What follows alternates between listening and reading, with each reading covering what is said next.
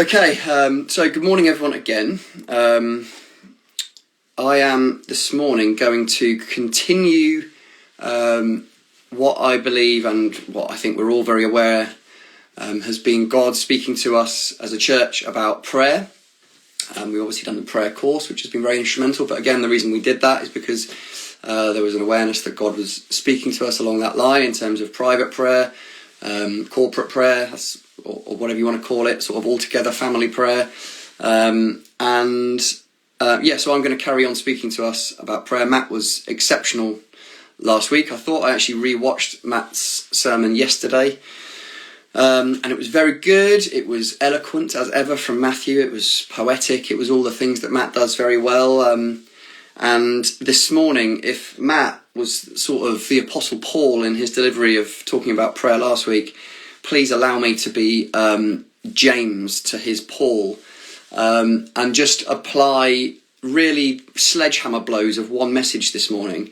What is that message? It's essentially, if Matt's was a beautiful, well-worded, well-said, well put together, beautifully crafted message on prayer, which it was, if you actually go back and listen to it again, or you just noticed first time round. Mine is much more of a sort of spiritual, grab you by the shoulders, shake you about, and just say, all of this is great. All of this is great. The prayer course, Matt's brilliant message. My message is a shake by the shoulders, and the message of, we have to do it. That's what I mean. The James message is, we cannot just be hearers of the word, but we must also be doers. And so allow me to be James this morning and shake us by the shoulders and say, we have to do it now. We have to do it. We have to, all the things we've listened to, we have to actually do it. So that is the whole message this morning. And it's a little bit rough in that sense. It is a little bit of a shake round the shoulders. So I'm feeling a little bit old school. I've read some old school books this week, so forgive me. But, you know, Jesus spoke some shatteringly hard words throughout his ministry. And Oswald Chambers, classic, he says, if you've never heard Jesus speak a hard word to you, you've probably never heard Jesus speak to you at all. So this doesn't even register on the Richter scale of hard words.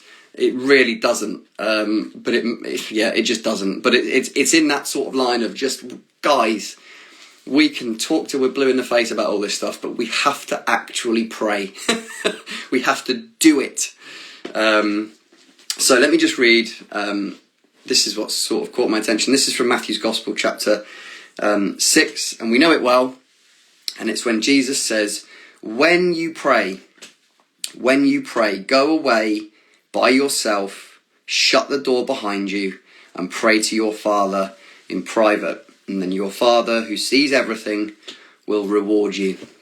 But there's just this assumption, isn't there, that you will pray. So when you pray, go somewhere quiet. If it's private prayer, which in this case he's telling everyone to do, when you do that, go somewhere, shut the door of your heart, a physical door, whatever. But for me, if I can, go somewhere quiet, shut the door, and be there with Father in private. But the point is this: when you do it, when you actually do it, and I know, because I am also human, that is easier said than done. And talk is cheap, and it's easy to talk about these things. And I know that we're all in the same boat, that it's great to talk about, but actually, when you sit down and look at your life, sometimes you just think, wow, I have not prayed this week. I've not done it. I've been busy, I've been this, I've been that. But we must get to grips with this fact, right? We must do it. This is the shake by the shoulders. And that will come at some level of cost to your life. But that is a good thing, and I'm going to hold it up and celebrate it for us this morning. So what I'm going to do now is I'm just going to highlight a book to us. This is a very precious book to me. I've got a bedside table full of books that are just absolutely my best friends. They're not allowed on public view. And they're just my absolute best buddies next to my bed, and this is one of them. This book is it's by William Law. He's a guy who influenced a lot of people, actually, when he wrote. This book is actually 291 years old. Not this one. This book is actually, as you can see, this book is actually 178 years old. You can see it. Some guy wrote a really nice message to someone here, but I can't read it. And it's absolutely brilliant. It's from 1842, this book. And the book is called A Serious Call to a Devout and Holy Life. And it is not light reading, let me tell you. But it is exceptional. This book actually shaped John Wesley in particular, but both the Wesley brothers hugely in their walk with God. And as a result, this book was highly influential in the way the Methodists, so-called, when they first started out in Oxford, started their movement of people that we have to this day. So this is a very influential book.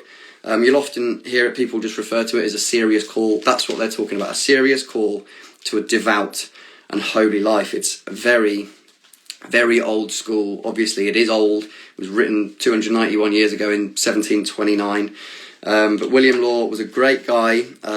He got a little bit mystical and into some other things late on in life, but we'll forgive him. And he wrote this book in his 40s, and it's an absolute, it's a masterpiece, really. It's not the easiest book to read, but I've been flicking through it again the last few days, and it's very helpful, I think, because, I mean, in terms of spectrum, I was saying to Rach, we're over here, William Law was over here, we're just so far away. I think I don't really know if he'd credit me with any sort of Christian life, really. But it's helpful to realise and to read someone like that, because, I'm never going to be William Law, but it does swing me from over here back to more of a sort of central, potentially biblical worldview position, which is much needed.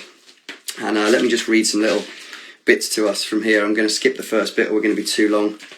But I'll jump to the second bit I was going to read. He says this: prayer is the nearest approach to God and the highest enjoyment of him that we are capable of in this life. It is the noblest exercise of the soul, the most exalted use of our best faculties, and the highest imitation of the blessed inhabitants of heaven. When our hearts are full of God, sending up holy desires to the throne of grace, we are then in our highest state. We are upon the utmost heights of human greatness. We are not before kings and princes, but in the presence and audience of the Lord of all the world, and can be no higher till death is swallowed up in glory. Come on. This is why these books are close to my bedside table. What a guy. And he says later on, just further on in this chapter, he says, when we pray, it will procure the assistance of the Holy Spirit. What is so planted and watered will certainly have an increase from God. You will then speak from your heart. Your soul will be awake. Your prayers will refresh you like meat and drink. You will feel what you say and begin to know what saints and holy men have meant by fervours of devotion. These books, I tell you, you've got to read the oldies, you've got to read the classics. Absolutely fantastic. I'm going to come back to that a little bit later. But yeah, great book, thinking about prayer, thinking about devotion, a serious call to a devout and holy life. And if you're up for it, read that book. It will rattle you in a good way. You will realise we definitely do not register in terms of our levels of devotion that these guys talked about. So God is speaking to us about prayer. City Church Chester, God is speaking to us about prayer, communion, fellowship, friendship with him. He's getting our attention about it, and he's been speaking to us about it for weeks. The book is called, whoever was asking for it again, you'll be struggling to find it. Oh no, there'll be a new version of it. It's called A Serious Call to a Devout and Holy Life by William Law. It's a masterpiece, but it is hard-hitting, I warn you. So anyway, we've done the prayer course. We've finished the prayer course. There's a brilliant bit, you might not have seen it, but a lot of you will have done. On the notes for the week, it would have said, here's what we're going to do for the bulk of the course for the evening. And then there was a line, and it was sort of the leader's notes for whoever was leading it. And then it would say, do it in black and white, and you'd have to pray or sort of do something to actually put into practice what you'd just done that evening on the prayer course. And it was actually brilliant. And it's what got me inspired to think this sort of shake about the shoulders, do it. It's like, yeah, prayer course, brilliant. Oh, great chit chat. Black letters, do it. Actually do it. And even in those moments, it can be quite uncomfortable. You know, you can have an evening about intercession or adoration or whatever, and then there's just this abrupt stop of, right, Randy, do it now then. In your groups, do it. And there's always that bit of, oh, this is a bit awkward. Let's do some adoration together because we're British and it's awkward. And but do it. Black, there it is. It's very helpful. And I've been looking through my books on prayer. I've got so many books on prayer. I don't know if you can hear. So I can see some of this. This is a pile of books here. And I purposely went and got them this morning. So this is How to Pray, Pete Gregg. Pray in the Spirit, Arthur Wallace, classic. Praying Hyde, classic. Practice in the Presence of God by Brother Lawrence, classic. Bit mystical, but classic. Rees Howells, Intercessor, classic. The Diary of George Muller, Great Man of Prayer, unbelievable. E.M. Bounds, Purpose in Prayer, classic. Obtaining Answers to Prayer, E.M. Bounds, classic. The Kneeling Christian, this is very rare, by the unknown author, absolutely changed my life at 18 years old. Samuel Chadwick, The Path of Prayer, great book. Talk about life changers, game changers. Andrew Murray, The Prayer Life. I read that when I first became a Christian. It shaped the rest of my life. I then followed his next one, which is The Ministry of Intercession, Andrew Murray. Great book on prayer. Oswald Chambers, If You Shall Ask. He's in my bedside table, along with these other people. Most of these books are. S.D. Gordon, Quiet Talks on Prayer. Great old school book. Andrew Murray, Abide in Christ. Fantastic. Again, my mate Oswald Chambers, Christian Discipline. Basically a book about prayer and loneliness and patience. D.L. Moody, Prevailing in Prayer. Very good. Spurgeon, Sermons on Prayer. The Praying Parent. I haven't read that one. I think it's the only one out of the list. How God Answers Prayer, George Muller. Tim Keller, Prayer, very good book. And E.M. Bounds, all his masterpieces into one big whopper. I've read the lot, it's fantastic. But here is the point that I challenge myself with, and you with this morning, is I have, hand on heart, I've read all of those books, multiple times, many of them, apart from the Praying Parent one. And I love reading about prayer. I've always been fascinated by prayer, for the reasons stated by Mr. Law a minute ago, of this. Prayer is the nearest approach to God and the highest enjoyment of him that we are capable of in this life. And I was very aware of that. So I thought, I don't need a degree, I don't need to be brainy or any of those things to know God. I can pray as much as anyone else. And so I've always been fascinated by it. I've always been fascinated by hearing incredible stories, which all of that collection has. But the point and the challenge to me is this. That's a really nice, there you go, look, Sarah, impressive collection. Yeah, but Jonny, do you do it? Do you actually do it? As much as you should? Do you carve out time in your life every single day to sit and to pray? No. Not anywhere near enough. And if everyone out there is honest, we're probably all in the same boat. So that's the point. This is the challenge. What a great bunch of books. They're brilliant. But Jonny, for goodness sake, boy, pray. Actually get to God and be quiet and pray. And this is why the prayer course has been genius, actually, because it's not all about spending 2 hours of devotion like I used to when I was young and didn't have any responsibilities. That's not very feasible right now. Sometimes I should make that happen. But whatever, the prayer course was great because it made you realise it can be a moment here, a moment there, set some more time apart here. It's a mixed bag of ingredients that go into making us praying people. It's not about intensity, it's not about hours put down per week, but the point is this: we must do it. God's speaking to us about it. It's one of the most easy things to speak about in the world, and people will debate till they're blue in the face about this, that and the other, but how many of us actually sit down and do it day in, day out, and spend time shutting the door and being with Father in private? This is the challenge.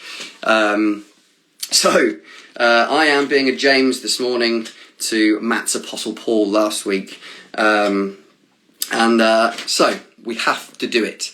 I don't know about you, I'm missing the prayer course already. I loved it. And I think everyone did. And I know, because we're all similar, you're like me, as much as you probably don't like it, but I am really missing the prayer course. Why? I'm missing the prayer course because I loved sitting down each week getting cozy with my cup of coffee while we screen shared, I loved listening to Pete Gregg talk to me about prayer. What a nice guy. What a great communicator. He's a Brit, which I'm a big fan of because we get a lot of Yanks telling us what to do. It was brilliant. But that's the point. I loved it. I loved hearing Pete talk to me about prayer. It's much harder to shut the laptop and then go and find some time and actually pray. And so that's why we're missing it. But one of the highlights for me, my Connect group, forgive me, you've heard this 1,000 times. One of the highlights, if not the highlight for me of the whole course, was the picture he used in one of the weeks of a speedboat going through the water. And then after that speedboat has gone past, the waves are, it's chop, chop, chop, chop, chop, isn't it? But if you were in that water, treading water nearby, if you waited and you waited and you waited, after a while, the water settles again and becomes calm and still. And I can't remember what the point was this. Our lives are like the waters after a speedboat has gone past. For most of us, that's true. Life is like this. The waters are choppy and white and frothing. But in prayer, when we take the time, like Jesus says, when you pray, so when we do that, when we actually take the time to go and sit in private, in quiet with him, and we actually take the time, and this dynamic actually requires time to stop and let the water settle. This is just a brilliant picture of prayer. And I know for myself that when I achieve that and I come out the other side of the choppy waters and I achieve sort of still and calm and peace and rest in myself, it is the greatest source of refreshment that I actually know in my life spiritually. If I'm sat with the Bible and I'm sat quietly before him for a long period of time, again, this is sort of like the absolute pinnacle of prayer for me, and I don't get there nearly enough, but I have to do it, and I should do that more regularly because there's enough in my life, and I'm a dad, I'm a husband, I am involved in a church. There's just a lot that I should be having time to process and pray about from that place, not from charging around just shooting petitions off left, right and centre as and when I can in between moments here and there. I have to make time to make that happen. And like Law said, when I get to that point, when I actually do that in prayer, it becomes food and drink to me to hear from God and just to be still and in his presence in those moments. But that does take time. But that is the epicenter of the Christian life I would like to hold up for us. Not knowing your Bible inside out, which is great. We must be scholars, readers of the word, absolutely.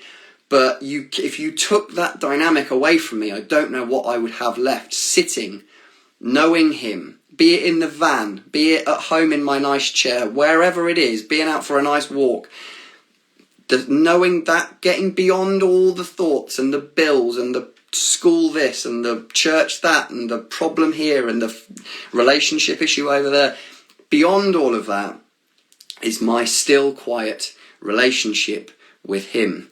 And that, as Mr. Law pointed out, is the nearest approach, the highest enjoyment of him that we are capable of in this life. It is in and through prayer.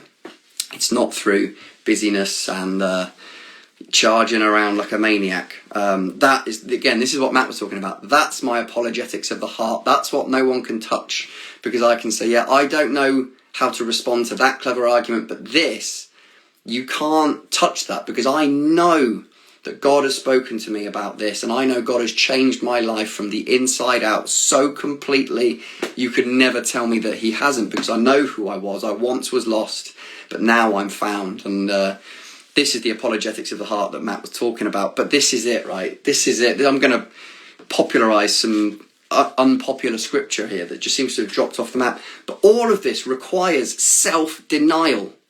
These words are not popular. You may know this. They require self-denial. Prayer requires self-denial. It costs me and my selfish ambitions. Devotion is hard work. Being devoted to something, anything, is hard work. And people don't talk about this nowadays. But you do not grow in prayer and in intimacy, in relationship, in spiritual sharpness, awareness, maturity, whatever you want to call it. You don't grow in excellence in anything just like that. It doesn't just happen on any level. Ask anyone who has learned a musical instrument. It does not just happen. Musical excellence. You can't just get it. Ask any drummer who has sat with a rubber practice pad and his sticks just saying right, left, right, left, right, blah, blah, blah, blah, blah, blah, and practicing rudiments over and over and over and over again, thinking, what is this ever going to do for me? And then eventually, you know, they're paradiddling all over the kit and it sounds fantastic, but that takes devotion, it takes blisters, it takes years of really hard, devoted practice. Ask anyone who's learned a second language. Ask anyone who's made any sort of academic achievement. Debbie's just said true. Debbie's just handed in another massive dissertation. She's come out flying colours again, but it did not just happen. Any athlete or sports person training for anything, they do not just get to a level of elite. It takes devotion. I devoted my life to sport from an incredibly young age, and hats off to my dad. He noticed that. He knew I wasn't going to be an academic dude like my brother, and he let me pursue it, which must have been hard for him because, again, he's a academic grammar school boy. But I pursued, that was it. I devoted my life to sport, be it stood in a muddy pitch, kicking conversions from all over all day with one rugby ball, and then going to drop goals from all over the same areas on the 22, or be it golf. You know, I devoted my life to golf. Golf was the idol that I carved for myself. It was the idol that I bowed down to and said, please bring me happiness. It was the idol that I made in my life in hope of finding meaning and purpose in my life, and I devoted myself to playing golf to a good level. I had dreams and aspirations. I didn't get there, thank God, but I got pretty good at golf. And I remember my mum worked at the golf club that I was actually a member of, and it was like one of those ones with a big hotel and great practice facilities, and I would get in the car early in the morning. She would go to work and I would jump in the holidays with her, and then I would come home at the end of her I'd be there all day, every day in summer. And I remember some days I would take just one club, this is a really vivid memory for me. I remember taking a lob wedge, which is the most lofted club in a golf set, and I just delighted in taking this one club and spending 8 hours stood in the same practice bunker and just hitting bunker shot after bunker shot after bunker shot for 8 hours with one club and about 50 balls. And I loved it. It wasn't the only time that I did that, but I was devoted. And then I'd come home and I'd scrub my clubs clean, and I'd clean my shoes, and I'd read Golf Monthly cover to cover again for that month, and then I'd put on my golf VHS video that I owned, and I was devoted to it, and I got pretty good at golf. But, I was faithful to my golf practice, and that's how I got to be pretty good at it. There's a brilliant picture. In fact, talking of faithfulness, the sort of go-to definition for theologians is Eugene Peterson's definition of faithfulness, which is faithfulness is long obedience in the same direction. And this is what we must have in terms of doing and applying ourselves to prayer. But I just want to show you this picture. I don't know if you can see it very easily. This is a picture of, there you go. This is a guy called Alex Noren. You can see his hands there. He's a golf professional, Swedish golf professional. And he's renowned for his devotion to practice. His hands are a mess. And my hands used to look like that. They were just covered in calluses and blisters and blood. And this is quite a strong picture. But you don't get hands like that after hitting one bucket of balls. You just don't. You get hands like that, like I did, after hitting thousands upon thousands upon thousands of balls and repeating that process again and again and again, being devoted to golf and practice. You can't hit one bucket of balls and say golf lessons don't work. You can't hit one bucket of balls and say this sucks, there's no enjoyment in golf, despite what everyone thinks. It's a great game. But you can't, you see. And if life was a pie chart, and this is a lot of what William Law addresses in his book, is Christians, so many of us, we sort of, if it was a big pie chart, would there be a little slither, but the rest of it would be my normal life that I sort of lead.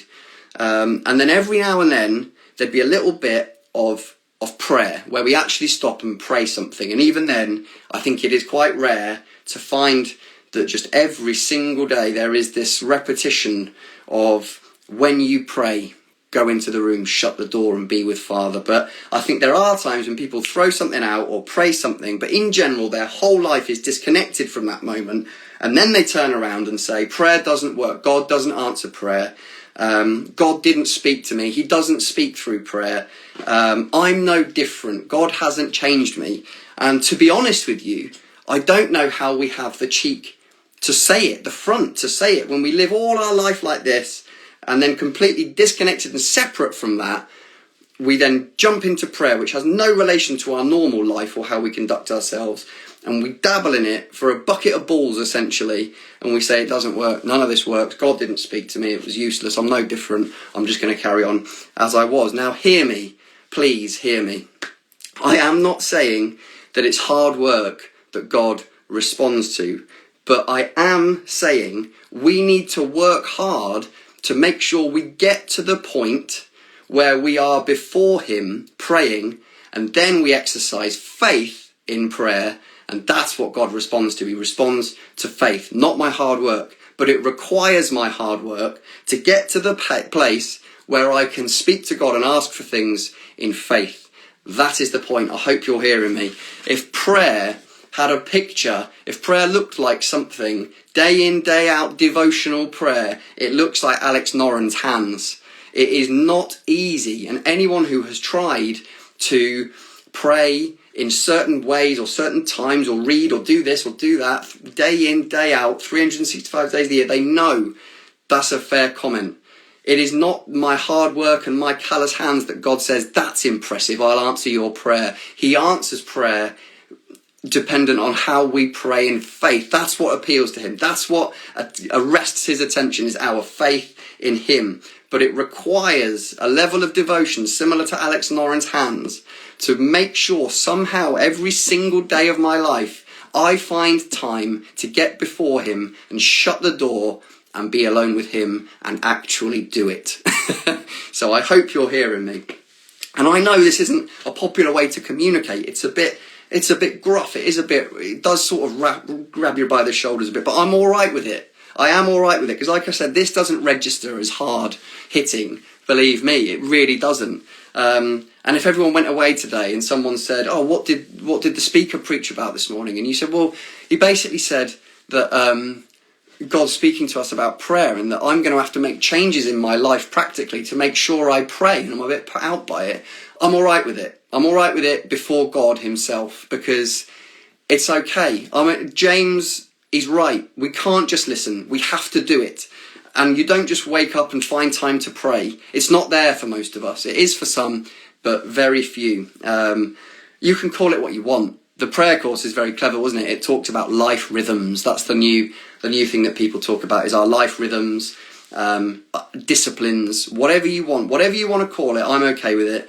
But for the majority of people, it will involve probably having to try and get up a bit early before work. Not everyone. And again, if you want a real slap around the face, read William Law about staying in bed in the morning. That'll wake you up. But that's the majority of people. But it's up to you, whatever you do. But all I'm saying is, just make sure you find a way to do it. There was a spell where we had 3 children within 5 years. It was mad. My routines, everything were gone. I could just sleep, whatever sleep I could get, I got it. It was noisy, it was sleep deprived, it was bonkers. And I had to adjust massively to try and find any time to pray in there. But this is my point again and again and again, but we have to do it. We have to actually pray, not just read about it, not just do a course about it. We have to actually do it, and that will cost you. Jesus, the Son of God himself, rose early to pray.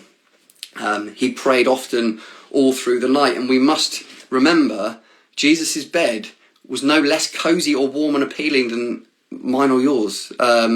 Jesus worked with his hands and lived an incredibly busy lifestyle, especially during ministry. But even then, he'd find himself being up all night in prayer through necessity of, again, feeding himself with his intimacy with God and through praying for the days and events that lay ahead of him.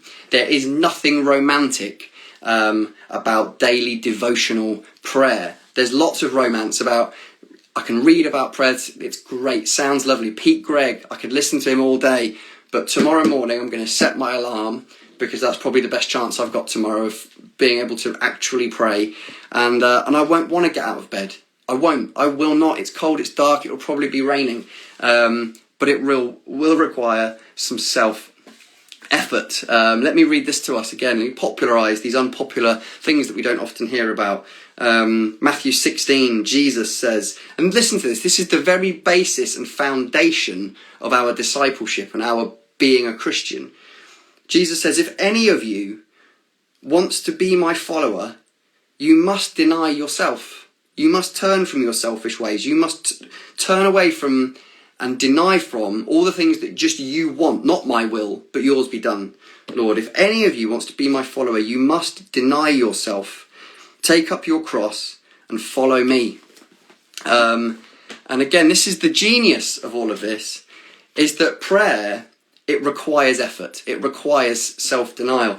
But the incredible thing, and this is where your head is just blown off with the grace and kindness of God, is that hard work and enjoyment are not at odds with one another. I don't know if you ever thought about this. Hard work and enjoyment walk hand in hand down the road together as friends. Honestly, they do. I stood in a bunker with one golf club for 8 hours hitting bunker shots. It was really hard work, but I loved every single minute of it, because playing golf brought me joy, and that was just hitting golf shots. Where's my man William Law again? When our hearts are full of God, sending up holy desires to the throne of grace, we are then in our highest state. We are upon the utmost heights of human greatness. We are not before kings and princes, but in the presence and audience of the Lord of all the world, and can be no higher till death is swallowed up in glory. It is hard work to make sure I carve out time to deny myself some things that I want to do, which essentially is just laziness, and find time to think, all right, I've got 20 minutes here, I'm going to shut the door and be with Father. And that is hard work day in, day out, to find those times. But when I pray, I touch God himself. It is the richest, highest thing that I can do with my life on earth, is to commune and know him as a friend, as his child. It's mind-blowing. It is the greatest source of nourishment and richness to my soul that I can find anywhere. That's the best way to do it. So it's great, really. Hard work and enjoyment, they walk hand in hand as friends. I've said before, again, I don't know where this has come from, but for so many people, if you start talking about work, or hard work, or how something can be an effort, it's like hard work is an attack of the devil. It is not. If you're experiencing hard work, you are not under attack. You are just working hard, and that's a good thing. So many occasions, I'm finishing now, so many occasions I speak with people, and they're struggling, and you talk and you talk and you talk, and then you start to talk about prayer or Bible reading, essentially, our devotional time, the things that our time that we've devoted to God. And I can't tell you how often, essentially, the answer comes back, I don't do that. And my head falls off, honestly. I don't pray. And then they look at me and say, why am I struggling? I don't read the Bible and I don't pray to any level of meaningful amount. I say the odd prayer, but you could not say that my life and prayer are one thing, all built around one another, as we've just learnt around in this prayer course, where all aspects of my life are essentially coming out from this relationship and prayer life with him. And then people say, I don't do that. I don't know how you exist. If that's you, if you're sat there thinking, I couldn't tell you the last time I opened my Bible or prayed or took 20 minutes, 10 minutes to sit in silence, I couldn't tell you the last time I've done that. I don't know how you exist with any level of spiritual robustness. Everything must be horrendously miserable to you. But yeah, this is the epicenter of our Christian life. Is we commune with God through prayer and through reading His Word. It's a spiritual exchange. So if we're not praying, I don't know what life we have.